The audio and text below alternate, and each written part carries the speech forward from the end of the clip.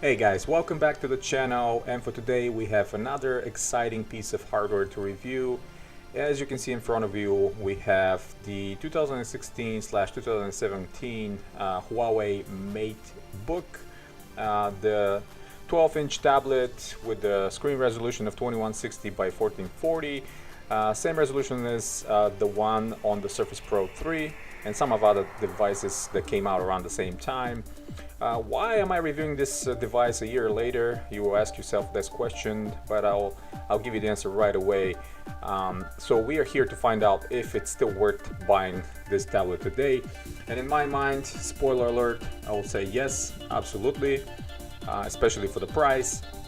When initially this tablet was announced a year or something ago, the price was pretty high, I gotta say, around $1,000. The top spec version, the one that I'm showing you, was about $1,200, and right now this one can be obtained for a little under $500. I bought it from Amazon.com and it cost me $480. Yeah, that price, I think it's great. 512 gigabytes of internal storage from Samsung. It's SATA 3 spec, 8 gigs of RAM, 1866 DDR3, and Core M5 6Y54, which is a base clock of 1.1 gigahertz and can turbo up to 2.7, and the maximum turbo of all two cores, 4 threads, is 1.5. I believe even today this hardware is pretty responsive and pretty, what should I say, enough for you to run basic operations, including office, browsing, and maybe some light gaming. I personally am not planning to play any games, but I know some of you do, and obviously you can do that.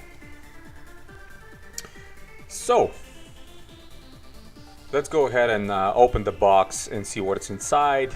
Comes in this very classy all-white packaging, similar to some of the other products I've shown you from Huawei. I actually got two of these tablets. One is the 256 gigabytes version, the other one is the top version, the 512, and I'm planning to keep the 512 and I'm going to return the 256 back to Amazon. But like I said, brand new packaging, never used, great price in my mind, so I can go ahead and open it and show you the content. But as mentioned before, $480 for this kind of hardware, I still believe it's an amazing price. This processor is still very capable for a lot of your tasks, and having 8 gigs of RAM and all that massive 512 gigabytes of internal storage, it's definitely a huge plus. You can put all your media, all your photos, take it on the road, take it on the go, and just consume your media without even thinking that you're going to be running out of space. Great packaging from Huawei, as always. One thing to mention here with the top spec versions, the 256 and 512, the color, it's only this white front and kind of a goldish back, obviously aluminum back. Ideally, I would have loved it to be, black front and kind of a gray or black back, similar to the lower spec one. The Core M3 version with 128 gigs and 4 gigs of RAM are exactly like that. I'm not sure why Huawei wanted to do whiter color for the top spec ones, but I guess that's popular and that's what people like, so it is what it is. So content, as you can see in the package, we have USB Type-C cable for charging. We have the USB Type-C to micro USB cable adapter. We have a miniature dongle that is kind of a micro USB to regular USB Type A. We have the charger, which is 12, 9, and 5 volts, 2 amps. I tried charging with some other ones. I was not very successful, but I'm gonna try some other ones as well and see if I can find a different charger or something else that can be used in case you forget this one. It's good to have a spare. It's good to have an alternative. Pretty compact, kind of like a phone charger, but at the same time Charges the tablet from almost zero. I think I tried, maybe the percentage of the battery was something between 7 and 10 when I plugged it in. It took them about 2.5 hours roughly to charge it completely. Obviously with lithium-ion and lithium polymer batteries, you should never leave your batteries completely draining, so keep that in mind. Have some charge before you plug it in. Like I said, that miniature dongle very useful if you kind of use it on the go and plug some full-size USB thumb drives or external hard drives. I have to test if it's going to provide enough power to power these 2.5-inch hard drives that people like to carry around for data. I think it's useful information to know.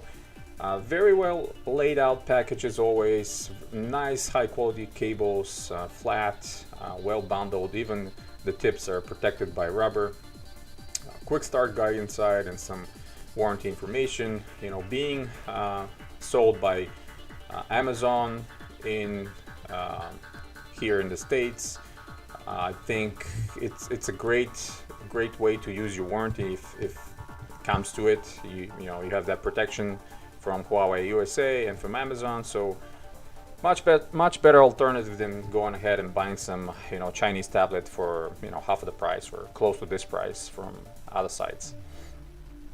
Anyway, let's open the packaging of the tablet and look at around real quick. Again, well packaged in this plastic, and in the back as well protected.